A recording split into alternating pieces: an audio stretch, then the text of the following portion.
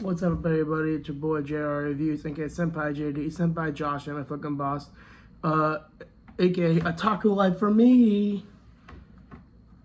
Here to bring you a brand new video. Now, I know it's been a while since I brought a new video, but I was hit by the gauntlet for my Goosebumps Mount Rushmore by my boy Bumps in the Night. Somewhere over here he'll be. So here's to do my gauntlet. So basically the challenge where I had to talk about my favorite books and why they mean to me. So book number one is Night Limit Number 3. Why does it mean so much to me? It's personally one of my favorite books. I love Slappy. He's my favorite villain. I like the story, and I just like, besides Slappy, I like Cousin Zane. I really do. I like the overall thematic of the story. I love the idea of him trying to get revenge on his cousins. And yeah, it's basically number 3. Number 2 for me is One Day at Horrorland, much like Dalton or Bumps in the Night. I would love to go to an actual Horrorland. Like, if I ever had the money in the future, I would definitely help him create Horrorland, the real life version of it. I am sorry. As you can see, I'm not in my apartment right now because I am dog sitting and animal sitting for my parents and helping my brother who's at work right now. And you hear snoring, that is my dog right now because she had an accident and she is heavily sedated while she is healing. But other than that, she is okay. She is sleeping. So, yeah. Anyways, let me continue where I was at in the Goosebumps Mount Rushmore. So, One Day at Horrorland because I just love the idea of a horror-themed park, and I would love to be able to create one in real life. Let's see, for another one. Number 3 would probably be The Haunted School. Why The Haunted School, you ask? And I'll tell you why The Haunted School. I absolutely love the entire story. It is honestly one of the best stories. I persistently like the whole entire story. The idea that the guy traps the 1969 class, I think it was, in a photo negative world where everything is black and white and no color, and then it's the main character investigating with his new friend, what's going on, and it's revealed that one of his new friends is actually from that world, is one of the missing teenagers. It's such a good story. Personally, one of my favorites. And it was always there for me when I was like down and stuff. Like, I remember reading it in high school when I was particularly going through a rough patch, and I don't know, it just cheered me up a lot. I mean, being able to read it on the bus. And also, I remember reading on the bus, and some kids were talking, noticed it, and they're like, "Oh, Goosebumps!" I remember we had like a 3-hour conversation afterwards about Goosebumps. It wasn't like all that day, but it was like 3 hours mixed up in like a couple days.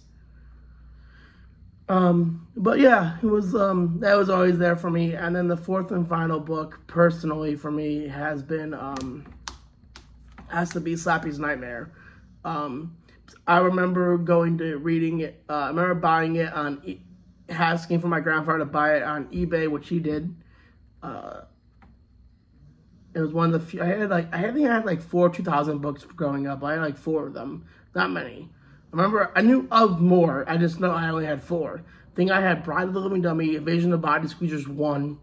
I had Slappy's Nightmare. And I had, what was the other one I had? I had another one, but I forgot what it was. I think I had Revenge Are Us, but don't quote me on it. I think I did, but I think that got lost a while back. No, it was actually just those 3. It was just those 3. Rilo W, Slappy's Nightmare, and Invasion of the Body Squeezers Part 1. I had those 3. Those were the 3 I had originally. But yeah, I remember bringing it to Hebrew school, and I was laughing all the way through because, and I was sharing it with a friend of my Hebrew school. Basically, what it was you went from, what was it? I think it was like 3rd grade and up till you graduate, you bar mitzvah at 7th grade, and then sometimes girls were at 6th grade because they did it when they were 12. But some girls did do it at 13. That was called a bat mitzvah, not a bar mitzvah. So bat is for girls, bar is for boys. Anyways, where was I fucking at just now? Oh yeah, so I remember talking to one of the they're like a teacher's assistant is what I would call them. They were they were like aides, like teacher's aides. They helped with stuff. They helped setting out stuff. They helped when we needed to ask a question and the teacher was busy when we were doing work. There was this one dude that I really liked. I forgot his name to this day, but he was he was a cool dude. I loved him so much, and I love talking to him, and I wish I knew his name now. So if I ever was on Facebook, I could look up on Facebook and rekindle our shit. But he used to help me with Pokemon. I used to get stuck on Pokemon Sapphire and Ruby, and where you had to find how do you get to the first underwater area to meet a Kyogre. I used to have I was fucking sucky at that, so he would help me get to there. He could help you get past the 8th gym, get you to the gym leader, and he would save right there and give you their game back. He was such a cool guy, and he loved Goosebumps. He loved talking to Goosebumps with you. So I remember we were talking about it one day, and I'm laughing out loud, and he's like, "What's so funny?" And I explained it to him that Slappy is had to do a good deed, I think it was 3 good deeds or 5 good deeds. I forgot how many good deeds it was, but or else he'd be basically he would be turned off, and his evil twin brother, Mr. Wood or Wally, would be given his soul instead. And he just is damn, Slappy's in a pickle.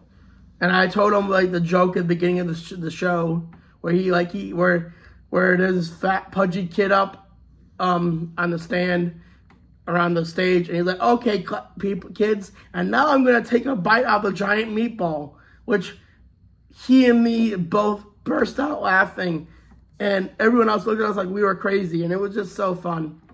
But yeah, that was why I like Slappy's Nightmare. Overall, if I had to choose another book, it'd probably Welcome to Dead House, like Dalton, because I absolutely love the story of Welcome to Dead House. I love the book, and I just love the episode too. I think it was a really well made episode. It was one of the first episodes I remember watching. The first episode I remember watching was a VHS of Goosebumps Haunted Mask. Second one was Welcome to Dead House. Third was Stay Out of the Basement, and fourth was Night of the Living Dummy 3. But that's basically it for you guys. Thank you all for watching. I'd like to formally nominate a bunch of other people. Michael the Vargas, Michael Goosebumps fan, #1 Michael Goosebumps fan. Let's see, Goosebumps #1 Aussie fan, 650, and I don't know. I think that's about it because I can't nominate more people. But yeah, thank you for watching, and peace out, guys. Please like, comment, and subscribe please like, comment, and subscribe. Yeah.